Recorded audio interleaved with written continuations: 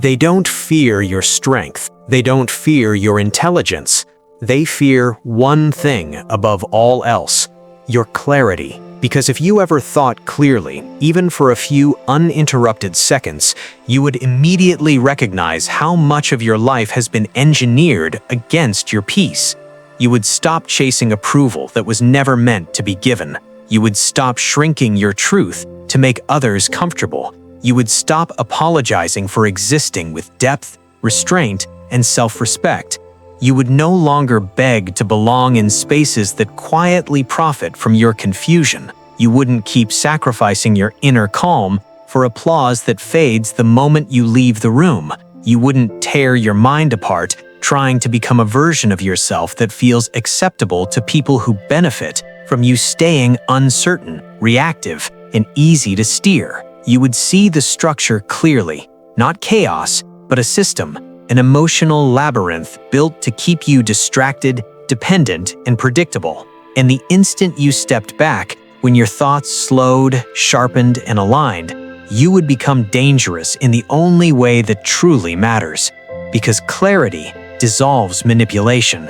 It exposes false urgency. It unmasks conditional loyalty. It renders performative affection powerless.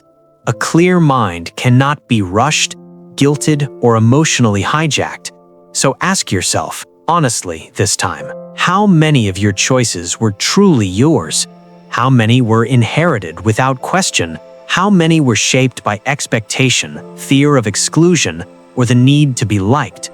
This is not about thinking harder, it's about thinking cleaner. That is the forgotten heart of Stoicism. Not emotional numbness, not withdrawal from life, but disciplined perception, the ruthless commitment to truth, the courage to strip away illusion until your thoughts, your values, and your actions belong to you again. And if you are exhausted from living in reaction, if you are tired of being ruled by noise, pressure, and emotional turbulence, then this is where the shift begins.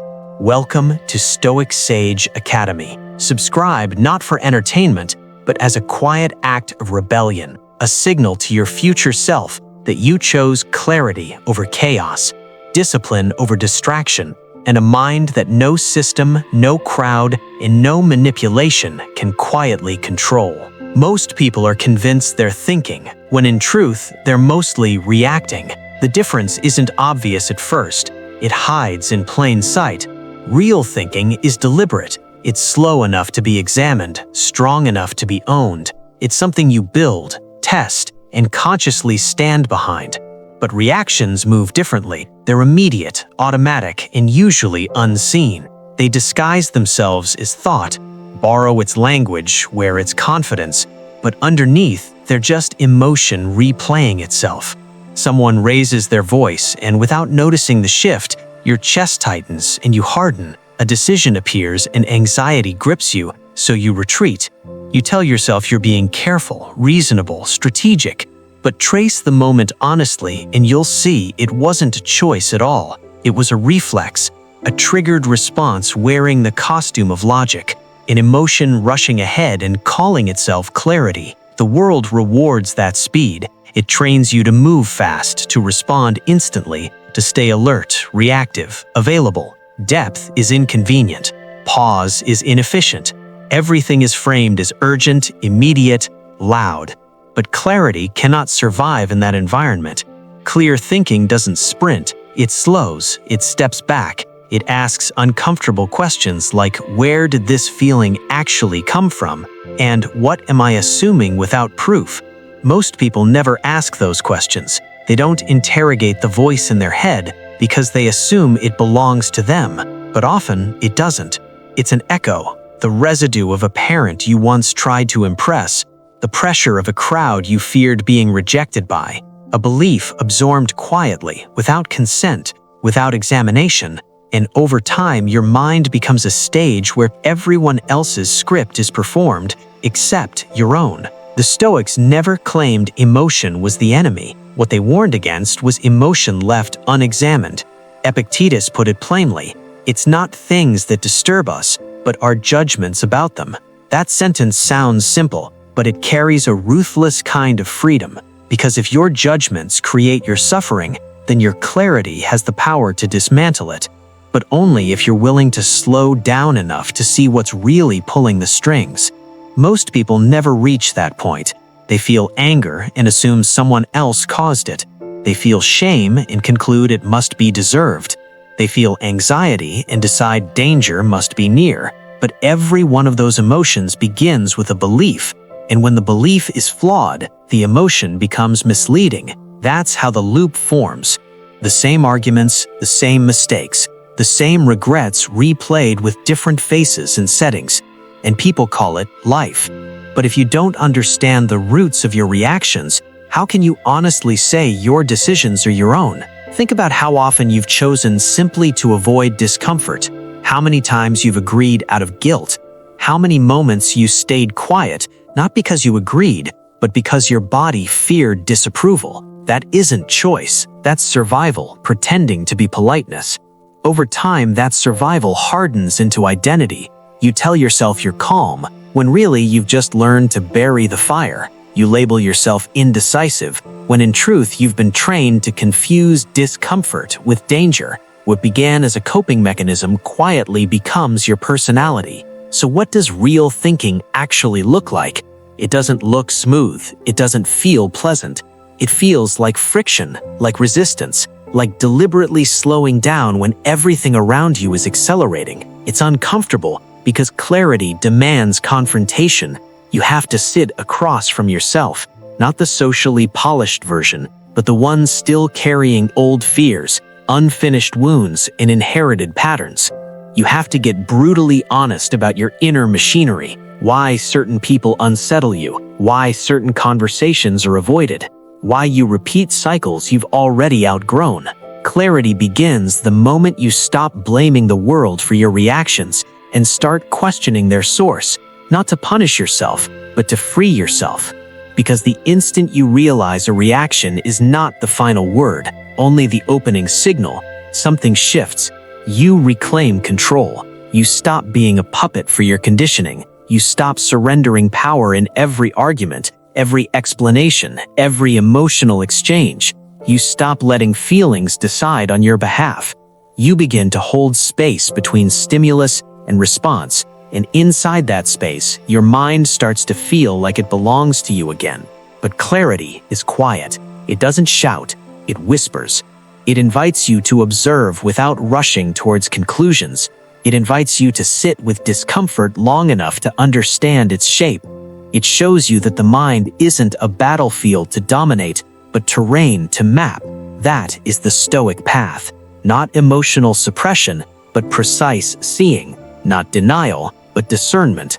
The stripping away of the illusion that your first impulse deserves obedience, because most of the time it doesn't.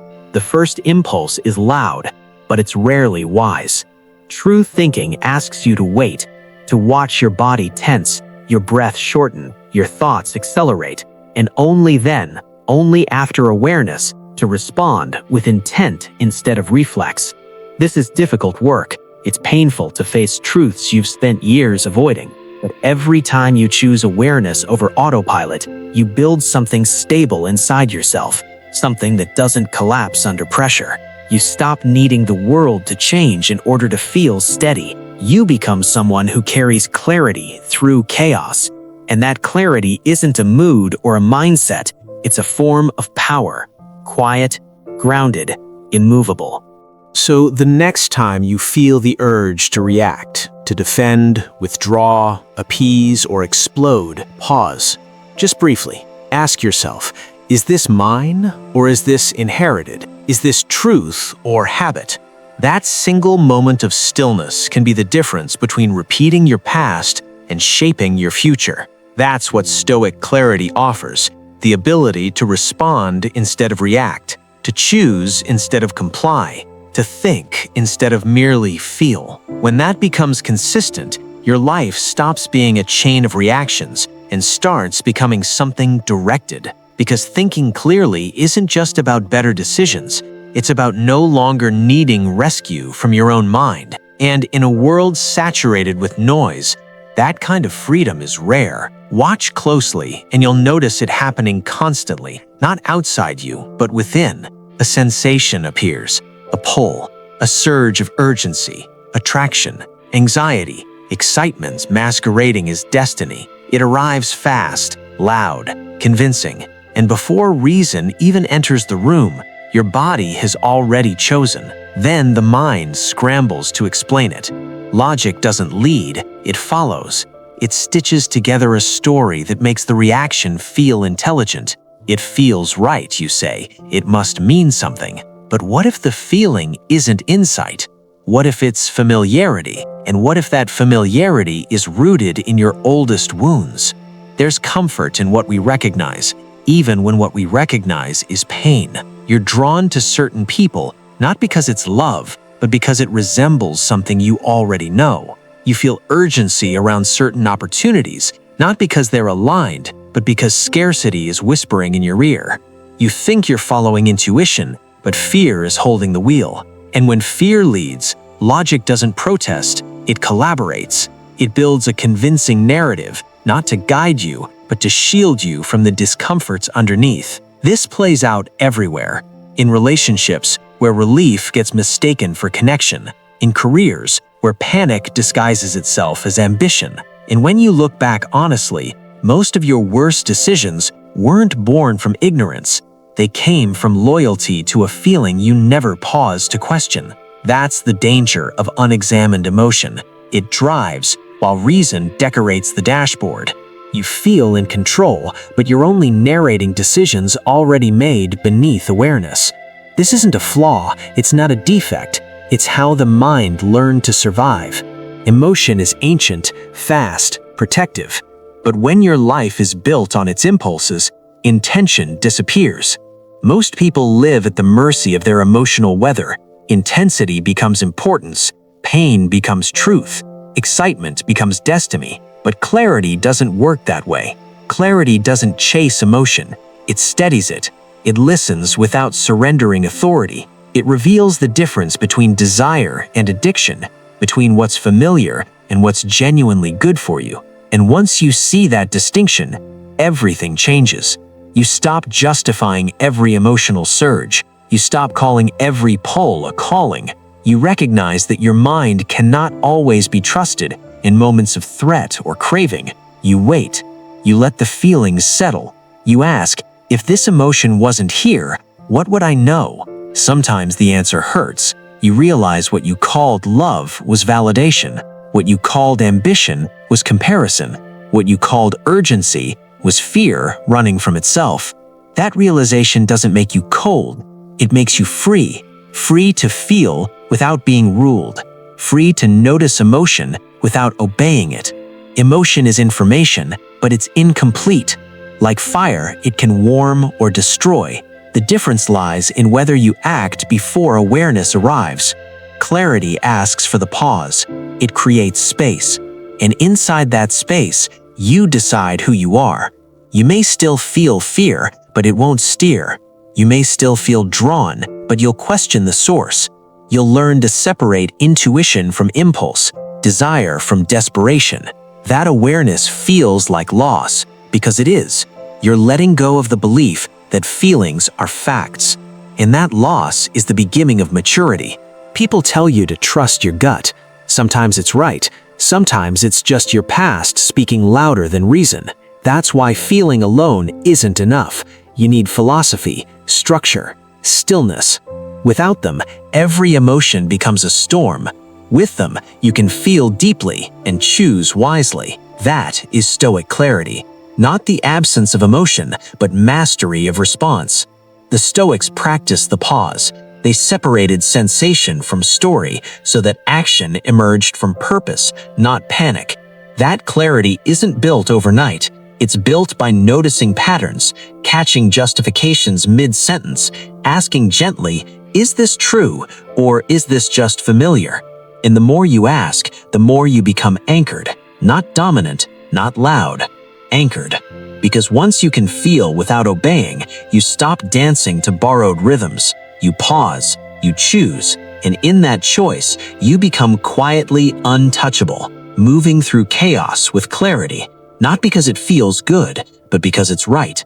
That invisible difference is what slowly converts a reactive existence into a deliberate one. It's the quiet shift that turns emotional static into purposeful movement. And with time, it's what makes your decisions not merely clever or efficient, but meaningful, almost sacred, because they come from alignment instead of impulse. Most people believe they're being cautious when they wait. They convince themselves that delay equals wisdom, that more time automatically produces more clarity. But what they're actually waiting for is certainty, a perfect sense of readiness that exists in imagination. You hear it in familiar phrases, "I just need a bit more time," or "once I'm completely sure, I'll act." Yet beneath those words, the driving force isn't insight, it's fear. Fear is subtle when it dresses itself in logic. It tells you hesitation is protection, that the unknown is inherently dangerous, that unless every variable is accounted for, you're irresponsible for moving forward. But that isn't clarity, it's avoidance disguised as prudence, a way to postpone the discomfort of commitment while still feeling intelligent and restrained. The reality is simple and uncomfortable. No one is ever fully ready. Not for the conversations that change relationships, not for decisions that stretch identity, not for moments that demand growth. Readiness, as most people imagine it, is a myth, a psychological loophole. You think you're gaining time, but you're actually trading momentum for illusion. And the longer you wait, the more fear fills the empty space. Your mind starts rehearsing disasters. It exaggerates consequences. It constructs worst-case scenarios and replays them until stillness hardens into paralysis. At that point, you're no longer paused, you're stuck, locked in a cycle of thinking endlessly and living sparingly. Seneca observed this centuries ago when he wrote, "We suffer more often in imagination than in reality." The Stoics understood that the mind can become its own executioner, inflicting pain long before life ever does. But those addicted to certainty haven't learned this yet. They believe the perfect moment will arrive, that fear will dissolve on its own, that clarity will descend before action is required. It never does, because clarity doesn't precede action, it emerges from it. You don't wait until the fog lifts to move. You move, and the fog begins to thin. This is a core Stoic insight, not recklessness, but respect for time. An understanding that engagement sharpens perception far more than endless analysis ever could. When you step into life, when you initiate the conversation, take the risk, enter the discomfort, you don't lose clarity, you gain feedback. You discover what resists you and what only frightened you. You learn where your limits actually are instead of where fear said they might be. And that feedback, grounded in reality rather than imagination, is where true clarity begins to take shape. But this requires courage, not the dramatic kind that seeks recognition, but the quiet kind that acts without guarantees, the kind that says, "I may not know everything, but I know enough to begin." That internal posture is what shifts someone from spectator to participant in their own life, because the demand for certainty isn't self-protection, it's self-captivity. It turns potential into a problem instead of a path. It suffocates momentum. Every insight, every spark of intuition, every moment of readiness gets buried under excessive analysis. You begin to mistrust yourself. You doubt your sense of timing. You look outward for confirmation, hoping someone else will give you permission to act. But no one ever can, not completely. The clarity you're searching for doesn't live in approval. It lives in motion, in the willingness to act while knowing you might be wrong and choosing engagement over paralysis anyway. That isn't recklessness, it's responsibility. Real strength isn't found in flawless decisions, but in ownership, in saying, "This choice is mine, I'll face its consequences." That level of ownership doesn't grow in waiting rooms, it grows in presence, in stepping forward while fully aware that outcomes are uncertain, but intention is clean. This is the Stoic stance, not waiting for the world to make sense, but acting in a way that brings order from within. You don't need a perfect plan to start. You don't need to see the ending to take the first step. And you don't need fear to disappear before moving. You only need honesty. Is your delay wisdom or avoidance, reflection or postponement? Because often the longer you wait, the heavier the decision becomes. It looms, it darkens, and like all shadows, it feeds on time. The more you delay, the more intimidating it appears. Movement breaks that spell. Decision dissolves imagined weight. Action interrupts a question that was never meant to be answered intellectually, but experienced directly. And once you act, something fundamental changes. You start trusting yourself, not because you suddenly know everything, but because you're no longer terrified of being wrong. That's how the mind strengthens. Through movement, not perfection. Through growth, not guarantees. Even failure becomes meaningful then. Even pain has value, because acting from alignment teaches you something real, something lived, not theorized. And lived truth is always more useful than imagined certainty. Clarity, in the end, isn't a sensation, it's a posture, a way of standing inside your life that says, I won't wait to feel ready, I'll become ready by moving.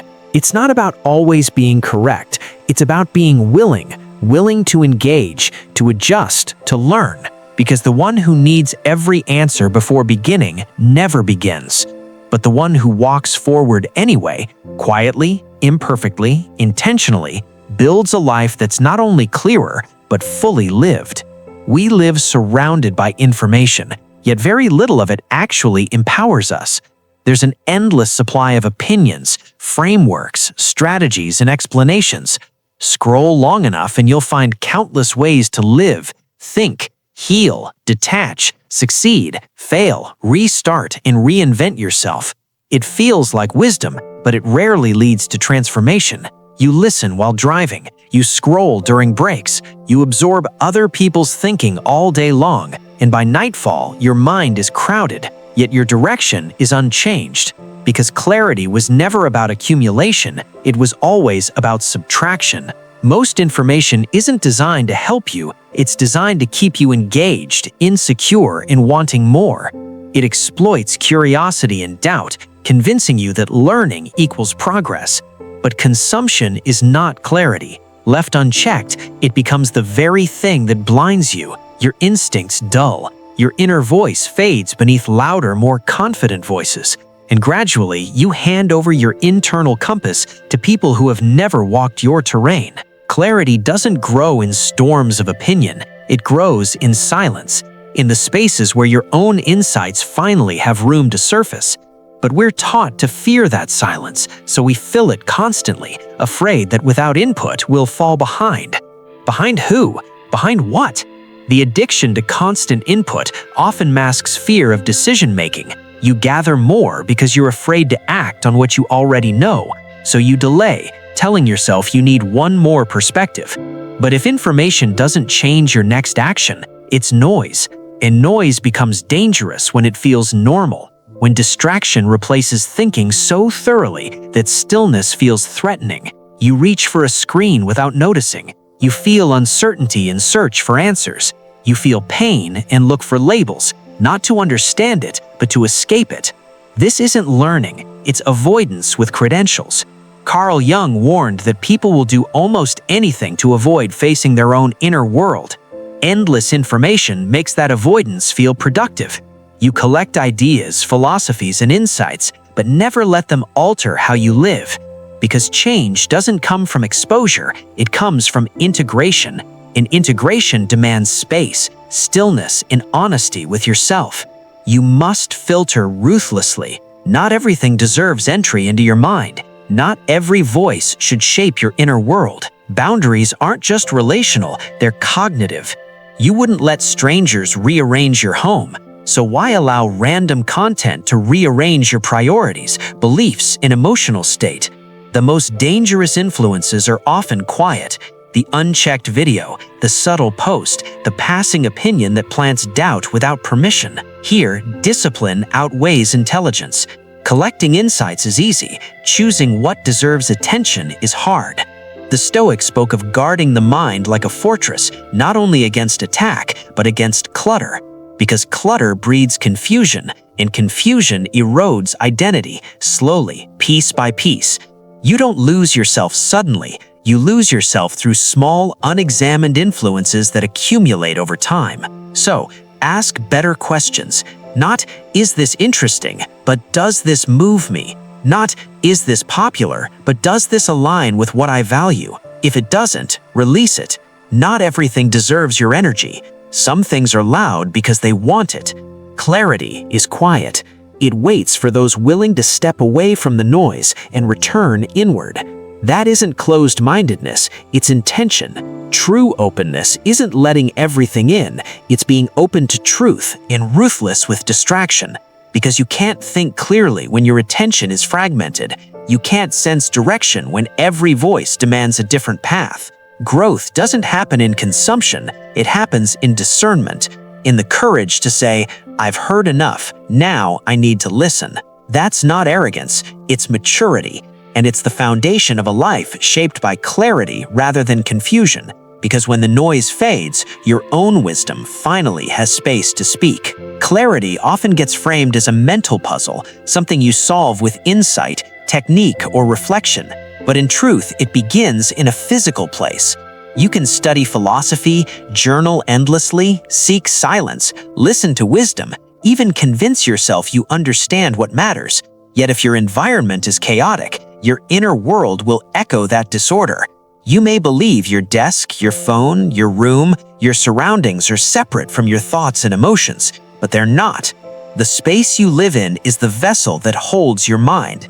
And when that vessel is filled with noise, clutter, distraction, and constant stimulation, a quiet thought has nowhere to land. The outside world becomes the template for the inside one. So look around, not casually, but honestly. Papers stacked without purpose, tabs left open for days, notes half-written and abandoned across apps and notebooks. This isn't harmless mess. It's cognitive drag. Every object pulls at your attention. Every notification leaks energy. Every unfinished task quietly demands resolution, and none of it asks permission. You don't notice how much effort it takes just to mentally resist the clutter. That's why so many people feel tired before they begin. It isn't laziness, it's depletion. Their space is structured to drain them. And then, inside that environment, they attempt to make serious decisions about their future, their relationships, their direction. But the mind does not think clearly under constant strain. You wouldn't plan a battle in a nightclub. You wouldn't draft a will during an earthquake. Yet people try to build meaningful lives while surrounded by digital storms, restless rooms, and fragmented attention. It fails. Not because they lack intelligence or discipline, because clarity cannot breathe there. A Stoic guards their state. That doesn't require silence, perfection, or isolation from the world. It requires responsibility for the atmosphere surrounding your thoughts. You protect it the way you protect your time or energy. You become conscious of what enters your field, what flashes, buzzes, speaks, lingers, what conversations hum in the background, what emotional residue occupies your space without consent. Clarity doesn't demand perfection, it demands intention. When your environment is clean, not just visually, but energetically, your thoughts slow down. You start distinguishing between what is urgent and what is meaningful, between what is pulling you and what you are choosing. Something steadies. A quiet presence returns, not emptiness, alignment, the sense that your surroundings are no longer fighting your higher self, but supporting it. Carl Jung said, "Who looks outside dreams, who looks inside awakes." But what's often missed is this: you cannot look inward properly while the outside is constantly tugging at you. The inner world opens only when there is enough peace to let it speak. And peace is prepared, not through grand gestures, but small, deliberate acts. Making your bed isn't about order, it's a signal. Closing unused tabs isn't tidiness, it's visible clarity. Turning your phone face down isn't etiquette, it's self-respect. These acts remove friction. They clear the path between you and your deeper thoughts. Most people underestimate how profoundly space shapes psyche. They assume mental discipline alone is enough, but the body is the doorway. When the eyes register clutter, the nervous system prepares for stress. When the ears absorb constant noise, the body reacts as if under threat. You begin the day already unsettled, not from crisis, but from overload. The mind can only track so much. When it tracks noise, it loses depth. That's why clarity often arrives after cleaning, walking, turning things off, not because of magic, but because of space. Space allows thoughts to echo. Space invites intuition to rise. We weren't designed for endless stimulation. We weren't built to understand our lives in fragments between pings and pop-ups. Clarity isn't found in accumulation. It's found in reduction. Less distraction, less clutter, less noise, so what remains can be fully felt. An environment isn't just objects, it's people, voices, patterns. Who are you allowing near your inner world? What conversations leave you scattered afterward? What do you tolerate out of politeness that quietly drains you? Boundaries aren't weakness, they're wisdom. A clean environment is an act of honesty. It says you're done letting life happen to you, that you're willing to create conditions where your best self can arrive. And it doesn't need to be dramatic.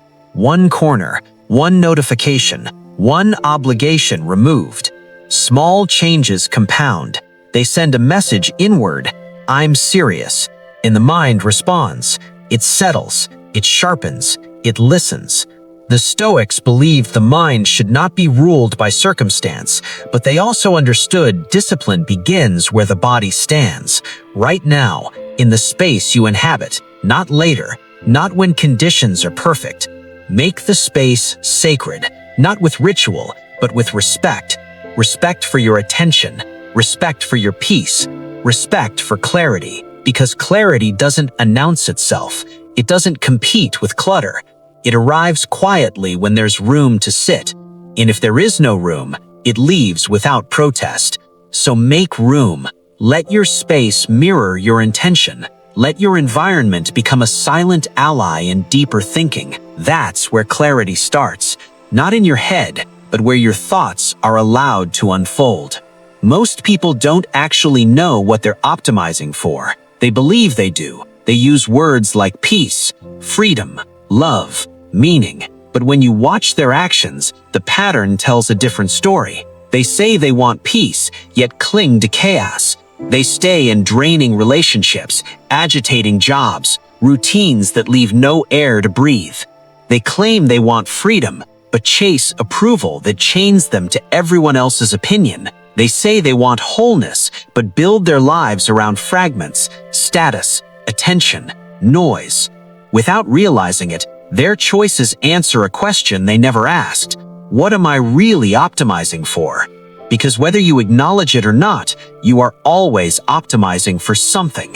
Every decision casts a vote, not for what you say matters, but for what actually governs you. That realization is uncomfortable, because outcomes don't contradict values, they reveal them. You think you're unlucky, distracted, stuck. Often you're simply loyal to a priority you never meant to elevate. Comfort, recognition, control, survival. You repeat cycles not because you're broken, because a version of you built for protection is still steering the wheel. Jung warned, until you make the unconscious conscious, it will direct your life, and you will call it fate. When you don't define your aim, life defines it for you, and it usually aims low, towards ease, familiarity, distraction, not because you're incapable of more, because the world rewards drift. It offers options without direction, stimulation without reflection. You're pulled instead of choosing, so you chase what looks good but feels wrong. You impress people you don't respect. You gain momentum in directions that leave you emptier. This isn't weakness, it's misalignment. And misalignment hurts. That tension you feel isn't failure, it's feedback. It's your deeper self signaling that the map you're following doesn't match the destination you claim to want. Clarity doesn't require perfection, it requires specificity. What are you actually moving towards? Daily, practically, repeatedly. If it's freedom, why are your habits built on dependence? If it's strength, why are your boundaries designed to please? If it's truth, why do you silence yourself to avoid discomfort? These aren't accusations, they're invitations. An honest life begins when you stop pretending surface desires and core values are the same. Wanting isn't enough. You must protect what you want. Name it. Let it guide hard choices. That's what it means to know what you're optimizing for, not in theory, but in action. You accept trade-offs. You stop trying to serve everything. You choose knowing it will cost you. And that cost is what gives the choice weight. When your aim sharpens, the mind simplifies. Distractions lose appeal. Opinions lose authority. You stop negotiating your values for convenience. You design life from the inside out, and the quality of your decisions changes. You no longer ask only, what do I feel like doing? You ask, does this move me towards what I'm becoming? That question breaks patterns. It anchors you when noise pulls. It keeps you from trading yourself for relief. Clarity doesn't make life easy, but it makes it coherent. Even when the path blurs, the direction remains. And that direction gives you something rare, an inner alignment the world cannot take from you. The Stoics spoke often about living according to nature, but this was never about retreating into the wilderness or romantic simplicity. It meant living in alignment with the most rational, examined part of yourself. To live according to nature was to live according to reason, to test impulses instead of obeying them, to question desire instead of worshiping it. They didn't structure their lives around fleeting pleasure or emotional highs. They structured them around virtue, around inner strength, coherence, and character that could withstand pressure. This didn't make them flawless, it made them deliberate. They understood that a life without a tested compass is a life at the mercy of circumstance, so they chose their aim carefully. They decided what kind of person they were becoming before the world could decide for them.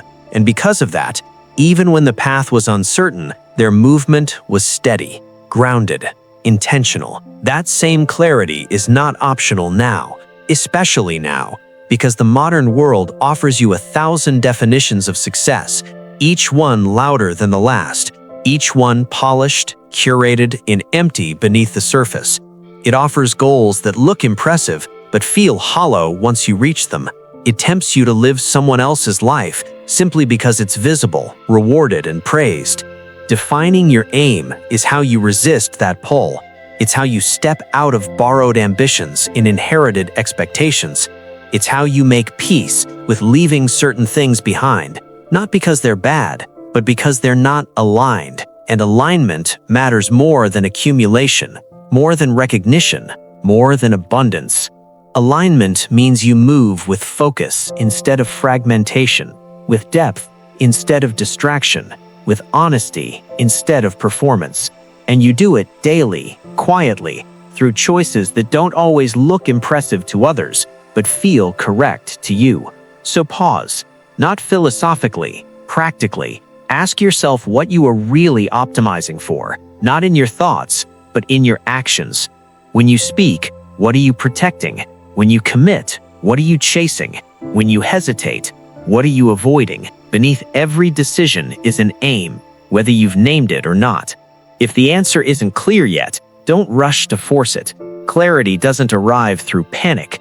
It arrives through listening, through subtraction, through removing enough noise that you can finally hear what's been quietly trying to guide you. And when it does arrive, you'll recognize it, not as excitement, but as conviction, a calm firmness, a sense that you no longer need to become everything because you're finally becoming something. There's a subtle danger here that most people miss.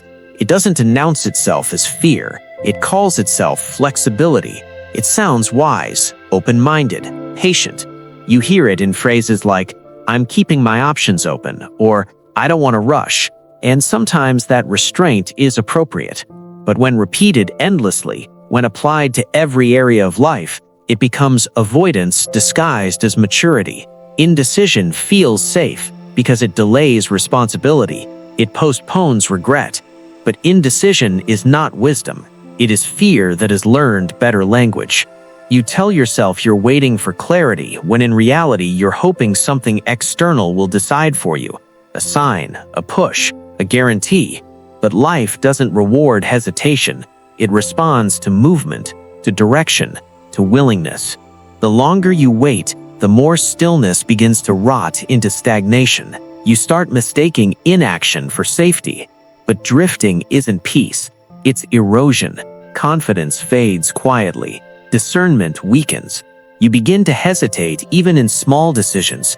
You become someone who waits for certainty, for permission, for conditions that never fully arrive. Clarity doesn't come from floating, it comes from choosing, from stepping into a direction and meeting the consequences with courage. A decisive mistake will teach you more than years of speculation, but we avoid that risk because being wrong threatens the ego. It challenges the image you have of yourself as careful, intelligent, controlled. And yet, indecision extracts its own cost. A slow one, a silent one. Days pass without movement. Years pass without change. You remain suspended, always preparing, never arriving. That's not caution, that's avoidance dressed as reason. Marcus Aurelius warned that a wrongdoer is often not the one who acts incorrectly, but the one who leaves something undone. We fear the weight of wrong action, but rarely the gravity of inaction. The words unsaid, the paths never taken, the potential quietly abandoned. Those losses don't crash into your life, they dissolve into it. In one day you realize your life wasn't built on choices, it was built on omissions, on things you meant to do someday. We justify it with noble language. I'm being thoughtful. I just need more time. But beneath the surface is usually fear. Fear of judgment. Fear of failure. Fear of closing doors. Fear of becoming someone new. Because the moment you choose, you define yourself. You let go of other versions. And that finality is uncomfortable. So we live in the middle, saying yes and no at the same time. Half committed, half present, half alive. But growth doesn't happen there. It happens at the edge, where decisions expose you, where commitment demands accountability. That's where clarity sharpens, not before the choice, but after it. Movement creates contrast. You step forward, and the fog responds.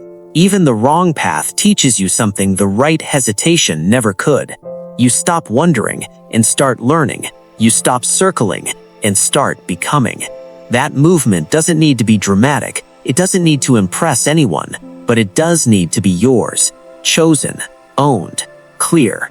Because the more you practice choosing, the stronger your discernment becomes. You stop outsourcing decisions. You stop waiting to feel ready. You begin to trust that clarity isn't something you find, it's something that forms when you walk with intent. Carl Jung observed that indecision often comes from an internal split, a tension between opposing desires, the part of you that wants expansion versus the part that wants safety, the part that craves transformation versus the part that clings to familiarity. This conflict isn't a flaw, it's human, but if you don't resolve it consciously, it governs you unconsciously. You keep saying maybe when something inside you knows it needs to be a yes or a no. So don't romanticize indecision. Don't confuse delay with depth. Depth is built through commitment, through saying, I don't know how this ends, but I choose this, and allowing the experience to shape you. Strength isn't built by predicting the future. It's built by being willing to meet it. You'll make mistakes, you'll revise. That's part of becoming. But indecision drains you. It fractures focus. It keeps your attention divided. You can't be present in your path if your mind is still negotiating another. Decision creates closure, and closure creates peace. Not comfort, but peace. A stillness that comes from knowing your direction. If you've been drifting, return to the ground. Choose, not recklessly, but bravely. Listen to fear without obeying it. Hear resistance without letting it rule. Define your values. Check your direction. Then move. Waiting for the perfect moment is the most seductive trap of all. It feels wise while it steals your time.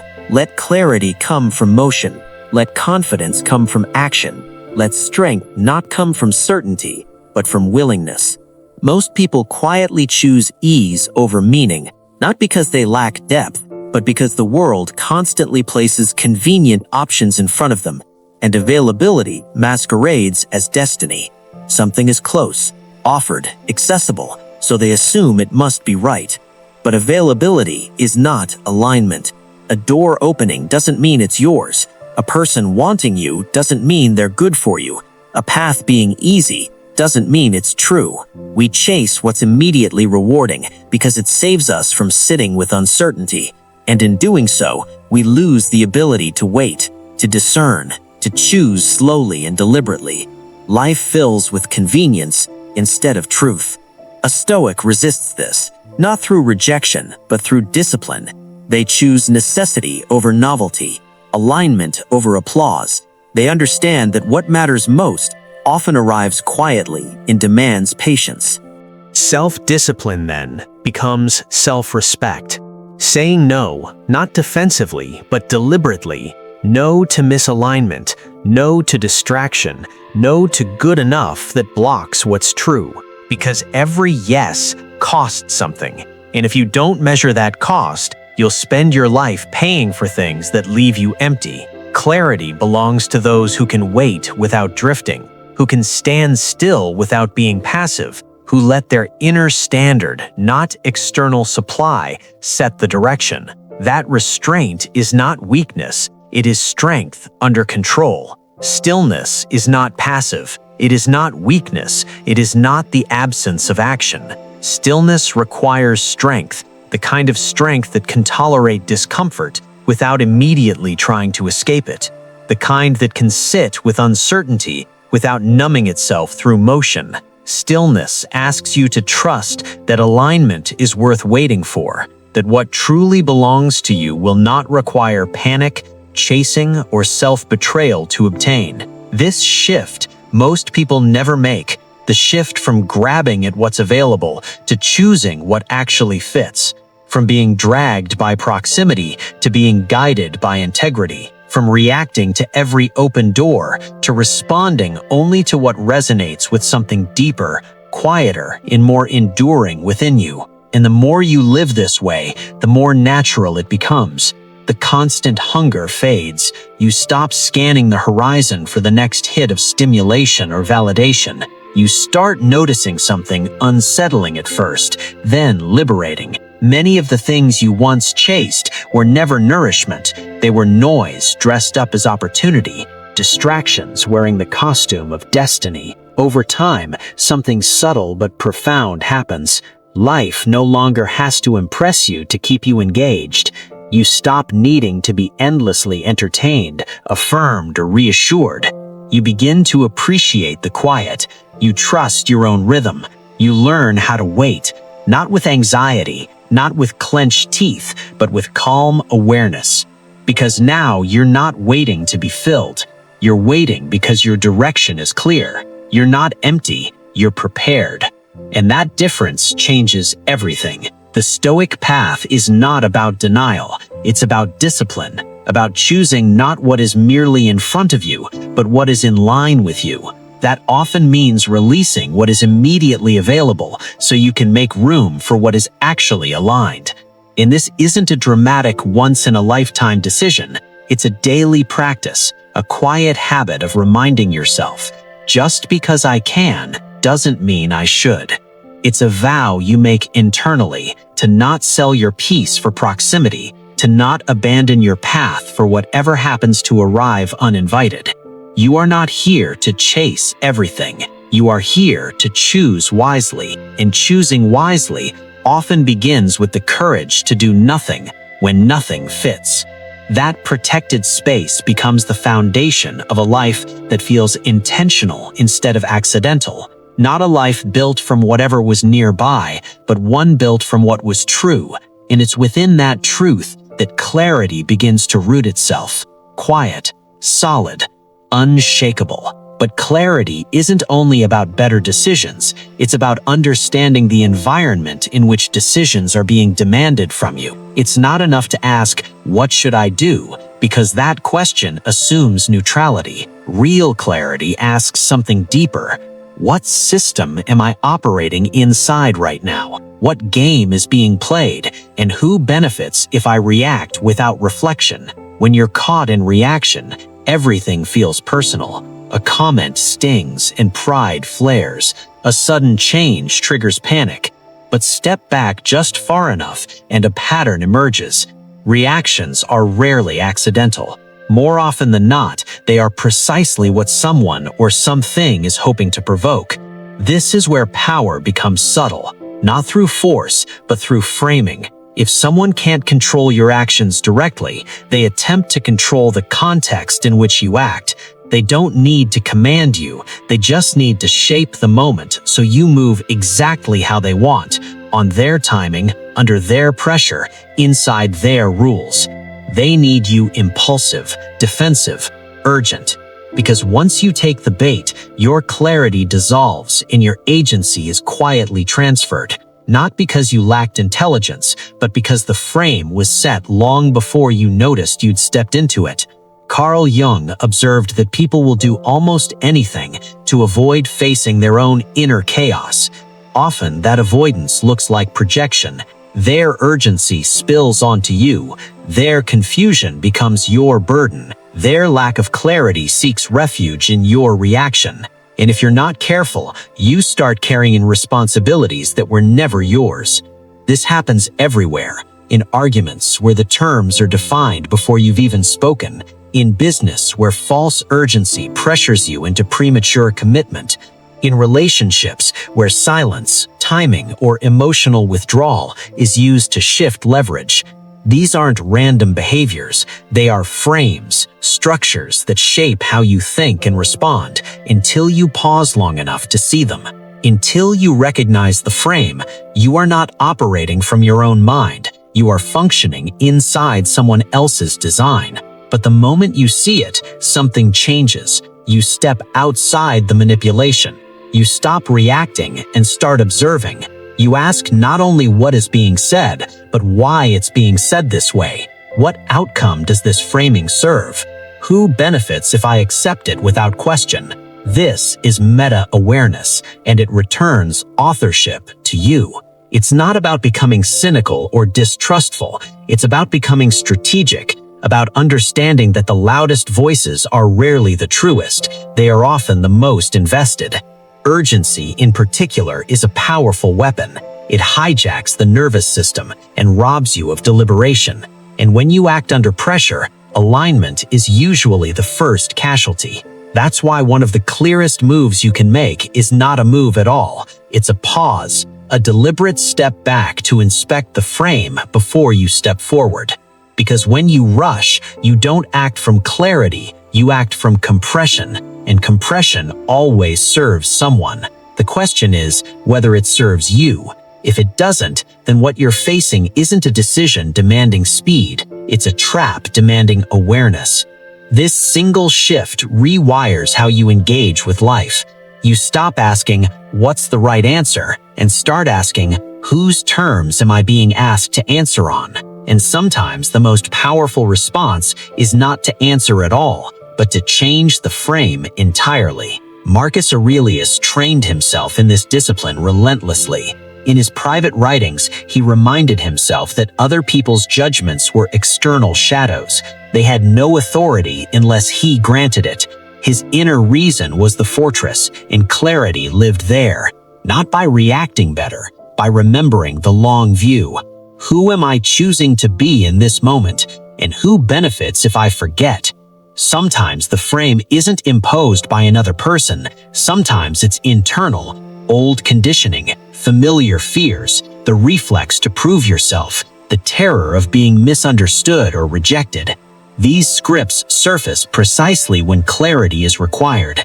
They whisper urgency, They demand reaction, and if left unquestioned, they run the show. That's why clarity isn't just intellectual, it's liberating.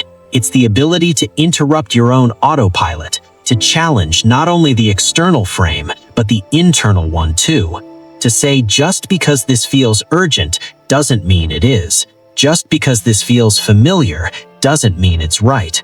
This doesn't make you cold, it makes you calm. It doesn't make you passive, it makes you deliberate. And over time, it gives you an edge. While others scramble to respond, to justify, to defend, you're observing. You're moving from clarity, not panic.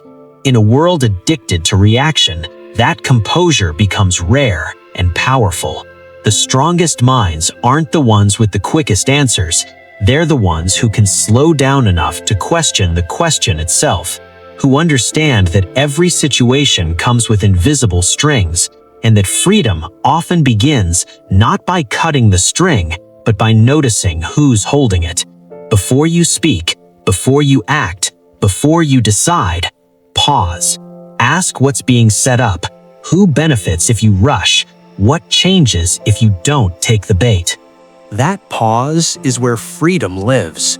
And finally, there's the quiet cost most people never calculate, the cost of doing nothing, the decay that sets in while you wait, the confidence that erodes, the opportunities that don't explode, they simply fade. We obsess over the risks of action, but rarely confront the damage of delay. The Stoics understood this deeply. Through premeditatio malorum, they didn't ask only what could go wrong if they acted, but what would rot if they didn't. Not to induce fear, but to cultivate honesty. Seneca warned that life isn't short, we simply waste much of it. Not through excess, but through passivity, through waiting for clarity instead of moving toward it. Because clarity is not handed to those who stand still. It reveals itself through motion, and the longer you hesitate, the heavier the decision becomes. Not because you are incapable, but because clarity is bound to momentum. Each day of avoidance deepens the weight.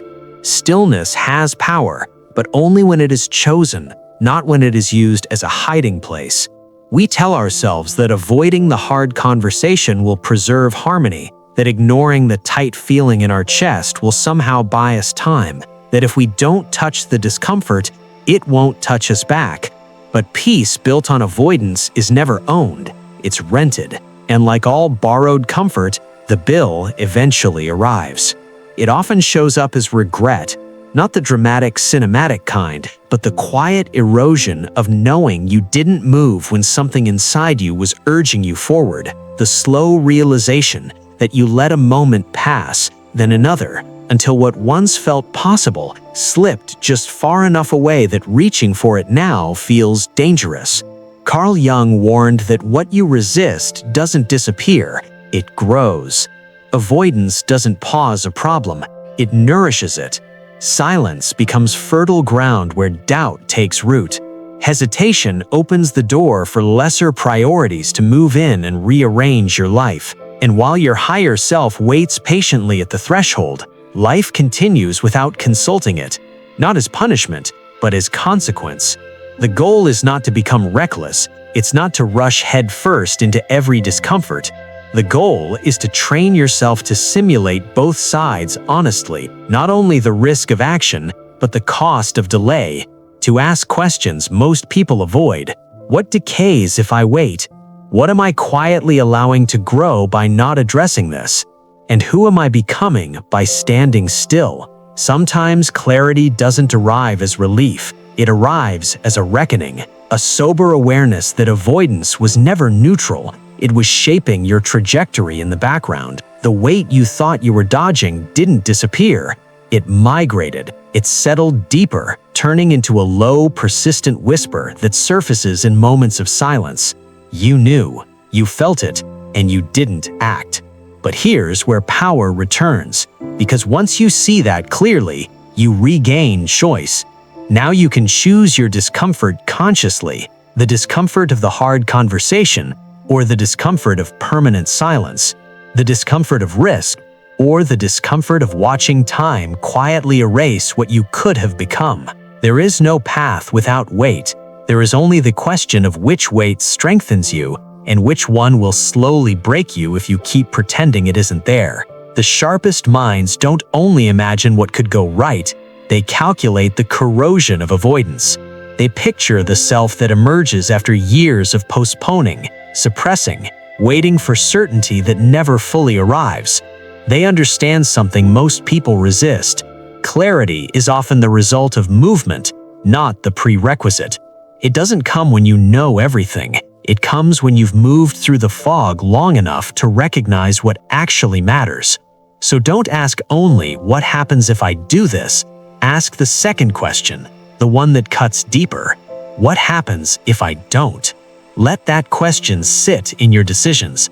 Let it remind you that stillness, when chosen, can be powerful, but when defaulted to, it becomes a prison. Silence can be sacred, but it can also suffocate when it becomes the place you hide your truth.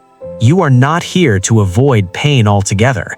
You are here to select the pain that leads somewhere, the kind that sharpens instead of dulls, and to remember that while most people live as if time is unlimited, clarity begins the moment you realize how little of it you truly command. That's the gift of premeditatio malorum, not fear, but foresight, not anxiety, but preparation, not waiting for regret to educate you, but training your mind so regret has no space to grow. So the next time you hesitate, pause. Picture who you become if nothing changes. Picture the conversation that never happens, the decision that stays suspended, the potential that never gets oxygen. Then ask yourself not just what you're afraid of doing, but what you're afraid of never becoming. Because clarity isn't only about perception, it's about confrontation. And sometimes the clearest move is to stop waiting for perfect conditions and act before the cost of stillness becomes irreversible. From childhood, we collect beliefs the way we collect small stones. Smooth, familiar, easy to carry. You're told to be kind, so you accept it. Told forgiveness is virtuous, so you wear it proudly. Told that putting yourself first is selfish, even dangerous, so you suppress your needs quietly. Over time, these ideas fade into the background. They become so constant that you forget to question their origin. They stop feeling like beliefs and start feeling like facts. But clarity isn't just about what you think, it's about why you think it. Many of the values people swear by were never chosen. They were inherited, reinforced, rewarded into place. You act a certain way and receive approval. You challenge something and feel resistance. And slowly, almost imperceptibly, you adapt not to truth, but to acceptance. What emerges isn't conviction, it's conditioning, not a compass, but a leash. Because now, every decision, every boundary you hesitate to set, every truth you swallow, is filtered through a belief you never examined. Be kind, they say, but kind to whom and at what cost? Always forgive, but even those who never acknowledge the harm? Don't be selfish, but what if self-abandonment is the price of that virtue? The world shapes you this way not because it serves your clarity, but because it makes you easier to manage. This is why the Stoics emphasized inner examination as much as external action. They believed in stripping beliefs down to their bones and testing them against reason. Epictetus warned that reading wisdom meant nothing unless it taught you how to think differently, not what to repeat, but how to examine. Carl Jung went further. He observed that much of what we call morality is absorbed from the collective, from parents, culture, institutions, even advertising. And once absorbed, it speaks in your own voice. That's what makes it dangerous. A belief that harms you can still feel like your own thought. Unless you slow down and ask, where did this belief come from? Who serves it? Who gains if I stay silent? Who profits if I suppress my needs? Who feels safer if I spend my life apologizing for taking up space?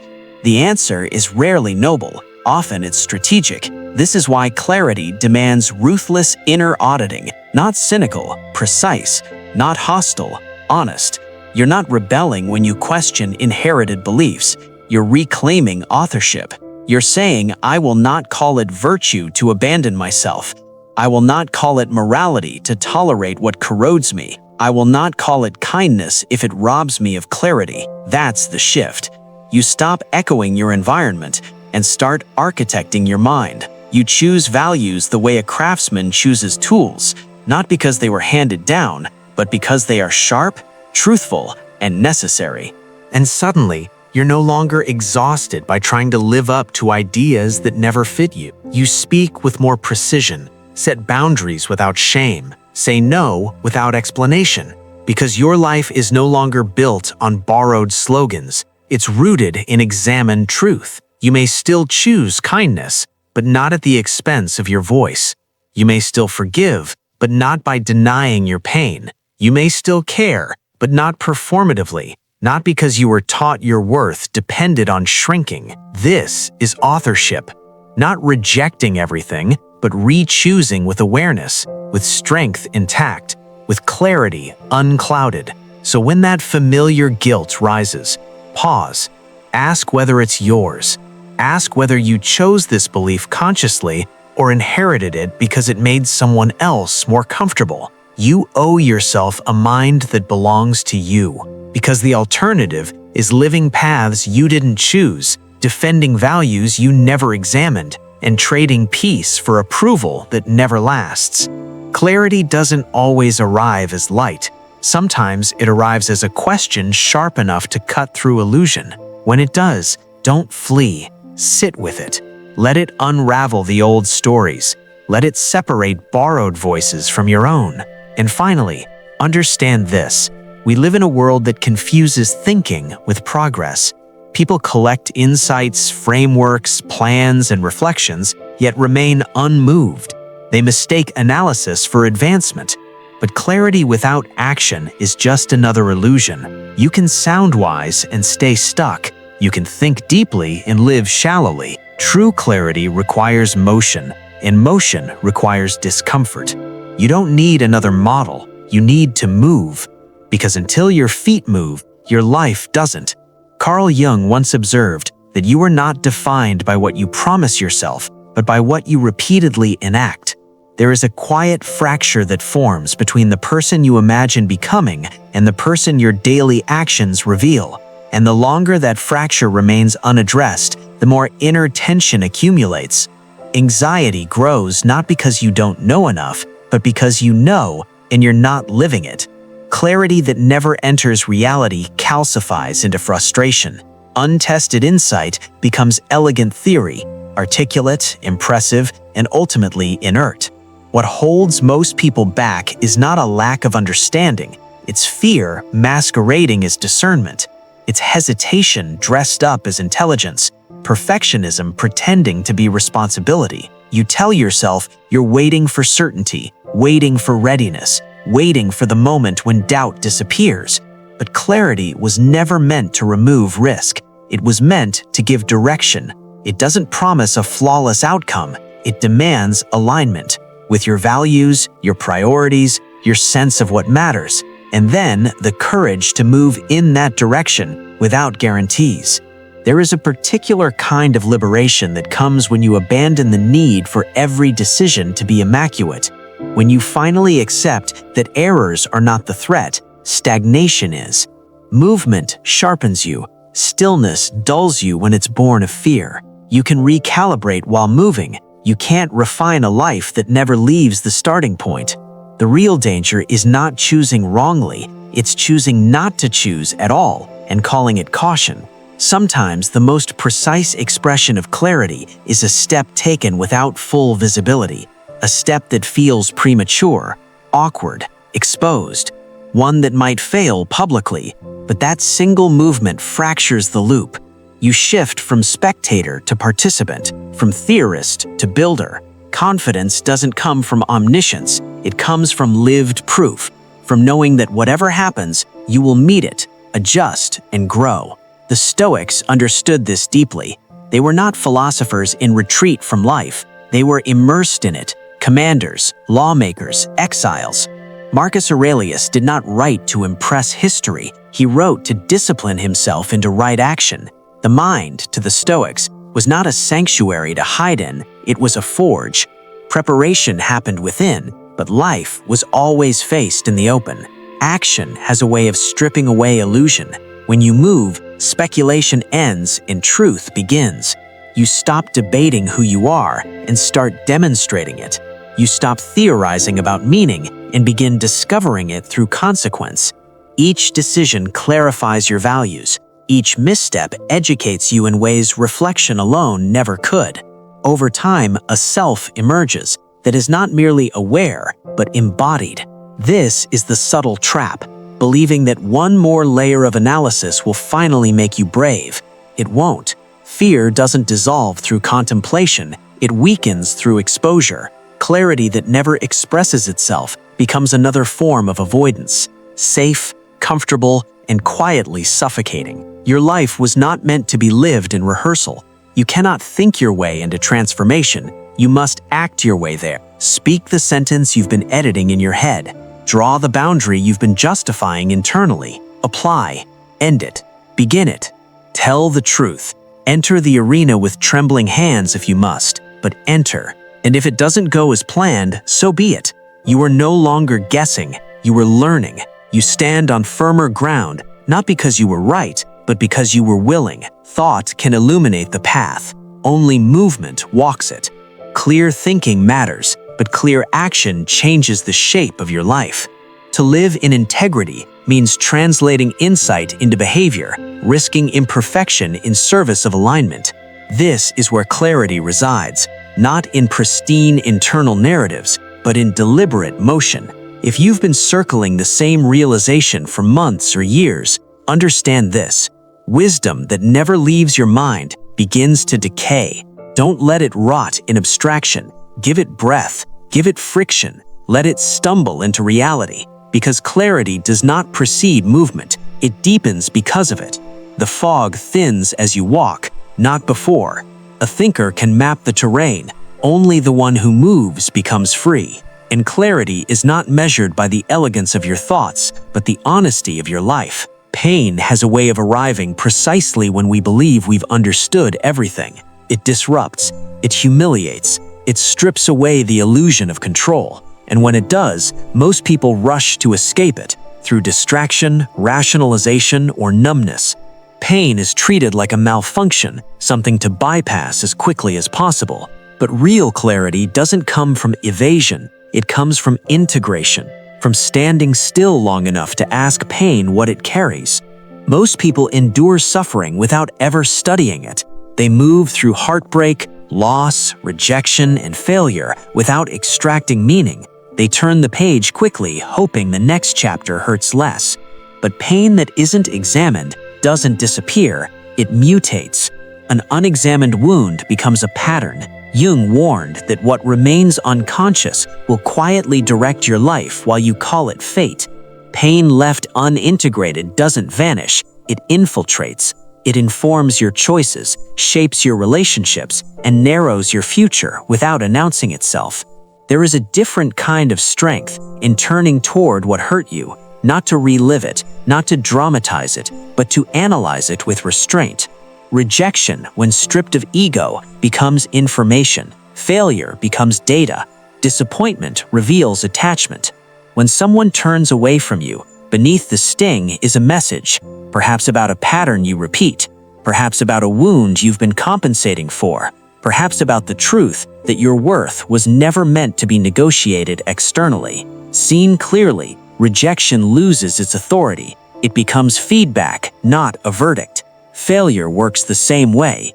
When approached without pride, it clarifies faster than success ever could.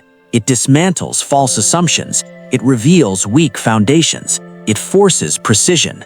This is why Stoics did not fear suffering. They refined themselves through it.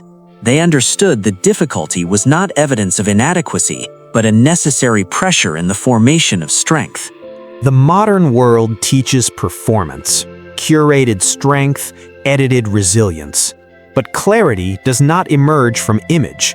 It emerges from honest reckoning, not from appearing flawless, but from confronting what is fractured. And the paradox is this: the more directly you face pain, the less power it has.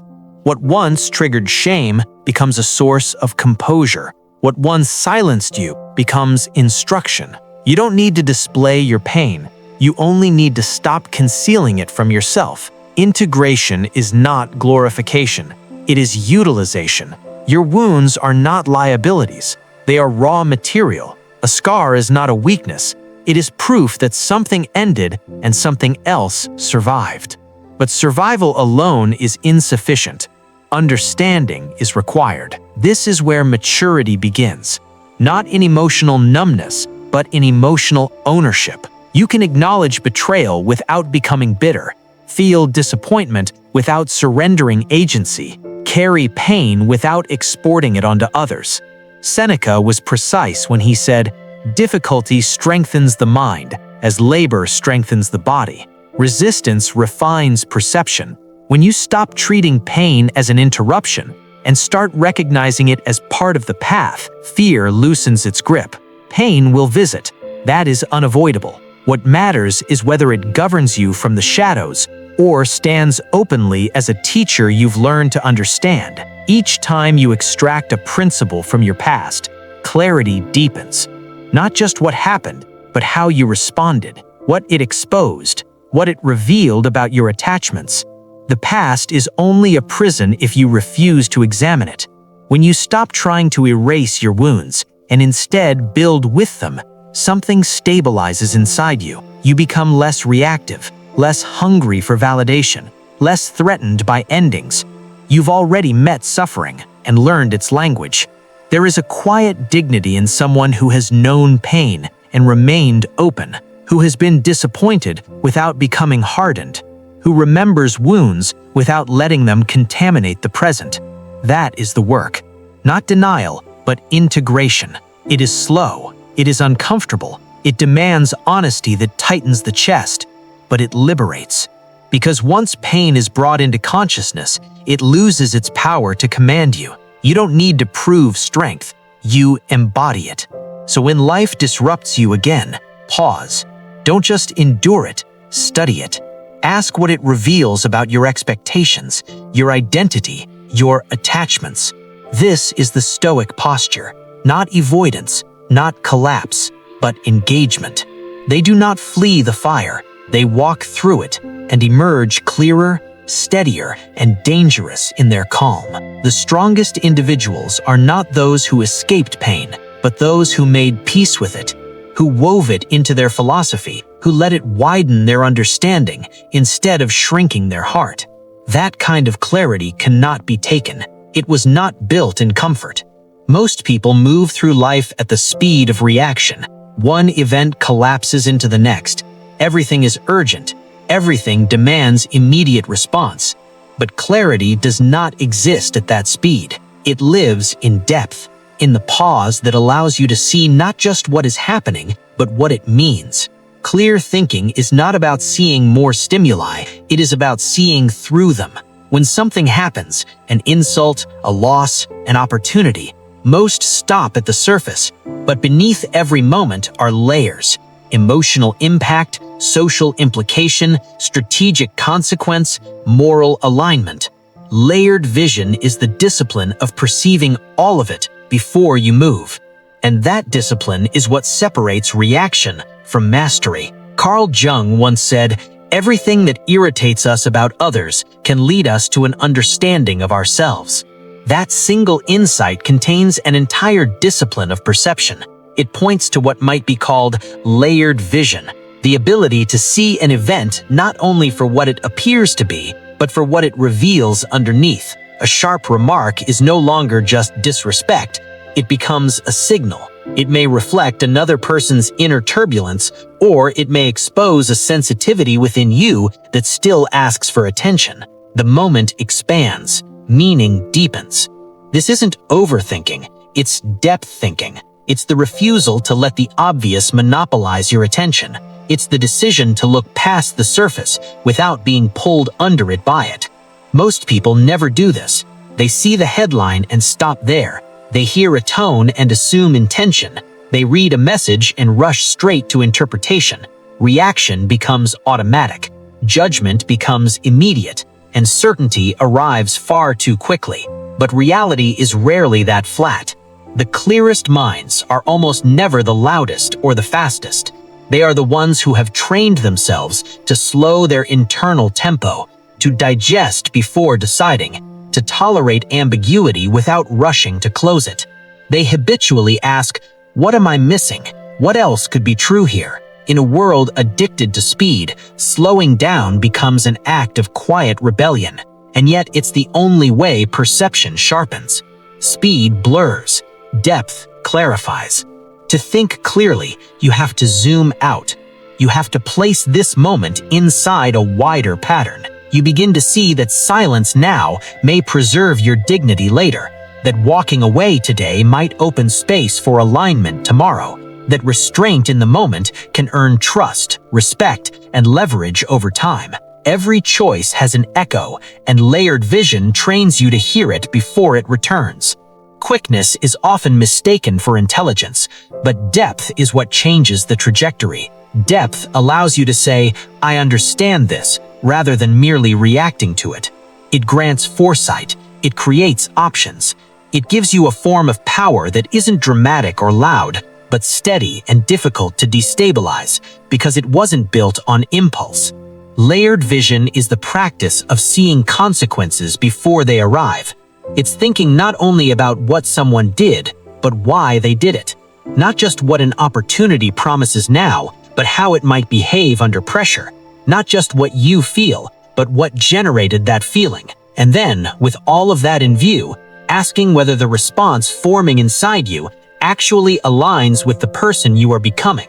At first, this kind of thinking can feel unnatural. It can feel like hesitation, like unnecessary complexity. It may even resemble overanalysis, but with time, it becomes instinctive. Your questions change, your reactions soften, emotional traps lose their pull. You begin to notice patterns faster, in people, in situations, in yourself. Most importantly, you learn to create space between stimulus and response. That space is everything. That pause is where clarity lives.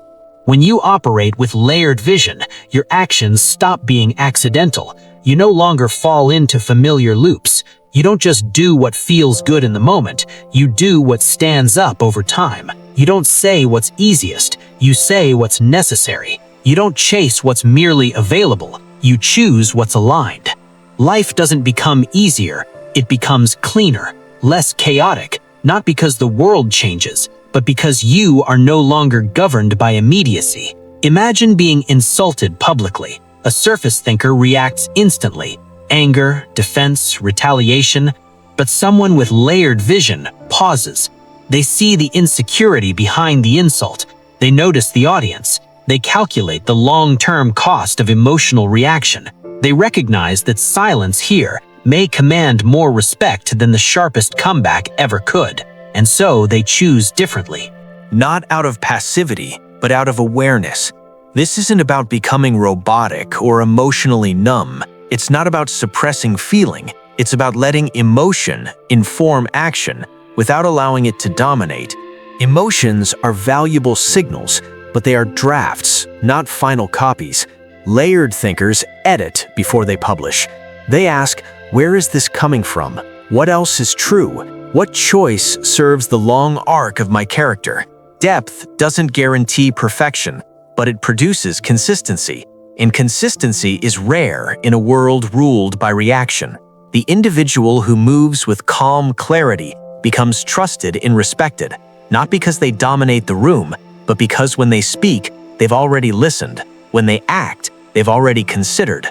Layered vision also makes you harder to manipulate. Surface bait stops working. Provocations lose their hook. You don't chase every opening or panic when plans shift. You adjust, you recalibrate, you protect your internal compass. That is clarity, not the absence of difficulty, but the refusal to be distorted by it. Clear thinking isn't about having every answer. It's about knowing how to think, when to pause, what to question, and what to trust. And trust, especially in your own impulses, must be earned. Don't worship your first thought. Interrogate it. Don't accept what's obvious without inspection. Don't react by default. Reflect. The world will constantly pull you toward urgency. It will tempt you to answer immediately, decide hastily, move before you see. But you can resist. You can pause. You can look deeper. And in doing so, you reclaim something rare, your depth, the ability to move through life with vision, not just motion. And that kind of clarity changes everything. Most people walk through life with their minds wide open, not in the enlightened sense, but in the vulnerable one. Every voice is welcomed, every opinion is absorbed, every comment triggers a response. Slowly, almost invisibly, their inner world becomes public space, a corridor for trends, fears, and borrowed beliefs to pass through unchecked. Clarity doesn't come from exposure, it comes from ownership. To own your mind is not to isolate it, it's not withdrawal or ignorance, it's discernment, selectivity, intention. It's the internal declaration. This mind belongs to me. It is not for sale. It will not be auctioned to the loudest voice or the fastest trend. That kind of clarity isn't passive. It's maintained, enforced, lived. Because every day the world will attempt to lease space in your head, and it is your responsibility to decide what enters and what never should have. You can feel when your mind isn't yours. Restlessness sets in, reactivity increases, your opinions drift with the algorithm, your self-worth rises and falls with feedback, your direction bends toward whoever tells the most convincing story. You're no longer acting, you're being acted upon. That erosion doesn't announce itself. It feels like flexibility, like openness, like compromise, until one day you realize you can't hear your own voice through the noise.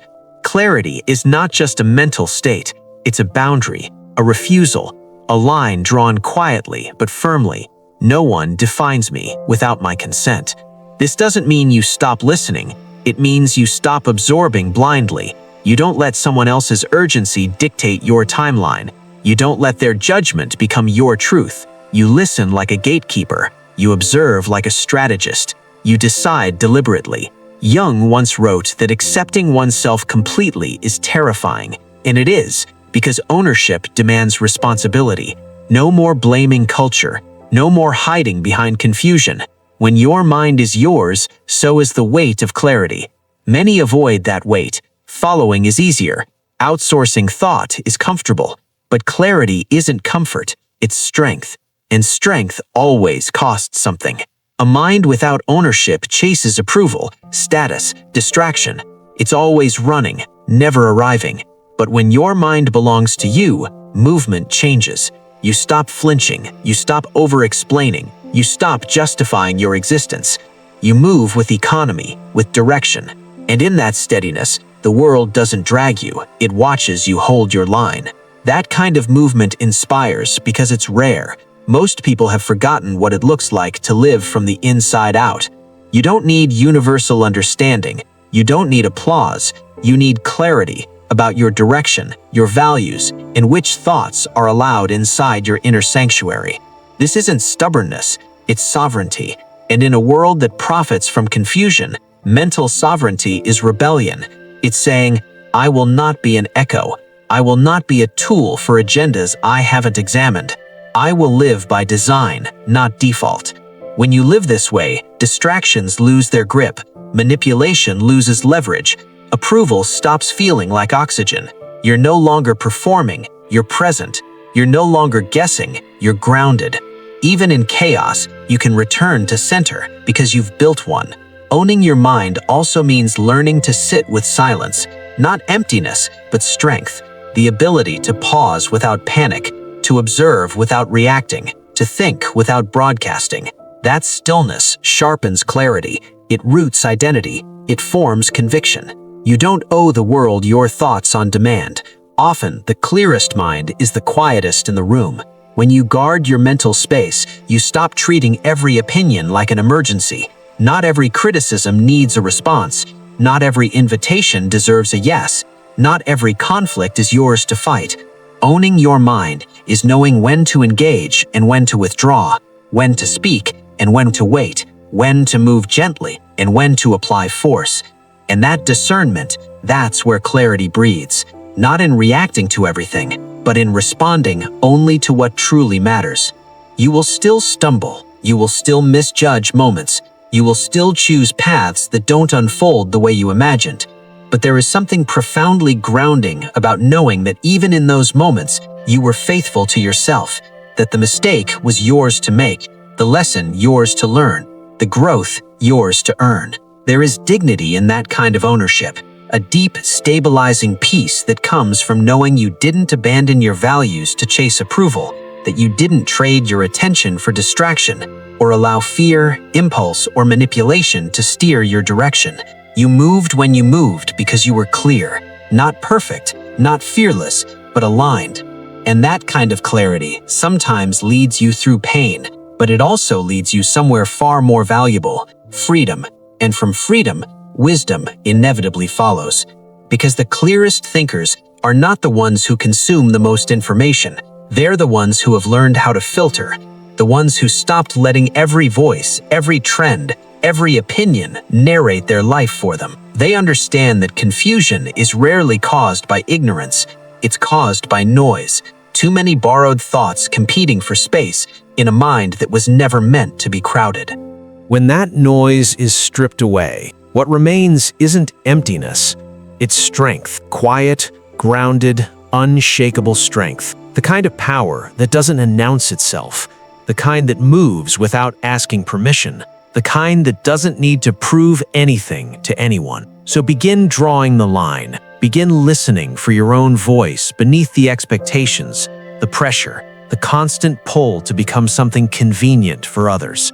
Begin asking the questions that change everything. Is this thought truly mine? Is this fear inherited? Is this goal genuine, or was it handed to me without my consent? You may be startled by what you uncover, by how many of your beliefs were never chosen, only absorbed, by how many doubts were planted by people who benefited from you staying uncertain, compliant, and quiet. But the moment you reclaim your mind, something shifts.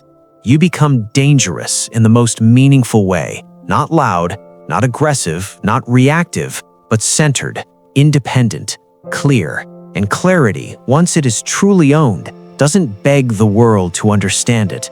It doesn't chase validation. It simply walks forward and observes who is able or willing to keep pace. You were never meant to live as a prisoner of noise. Your mind was built to be a sanctuary, a place of order, discipline, and truth. Guard it with intention. Protect it with courage.